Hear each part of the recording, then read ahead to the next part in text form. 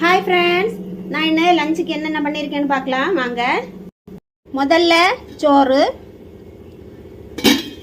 அடுத்து சிறுபயிறு. இது முளைக்கட்டின பயிறு, அது ரொம்ப நல்லது நமக்கு ஹெல்த்துக்கெல்லாம். இதில் நான் மசாலா ஒன்றும் போடலை, சும்மா கொஞ்சோண்டு ஆயில் போட்டு சும்மா கடுவறுத்து வேக வச்சு கடுவறுத்து எடுத்திருக்கேன், அவ்வளோதான். இது கறிவாட்டு குழம்பு, சூர கறிவாடு. இது பூசணிக்காய் தோரம் வச்சது, ரொம்ப நல்லா இருக்குது. இதில் நான் மசாலா எதுவும் போடலை, தேங்காயும் வற்றல் மிளகும் பிச்சு போட்டு பண்ணது.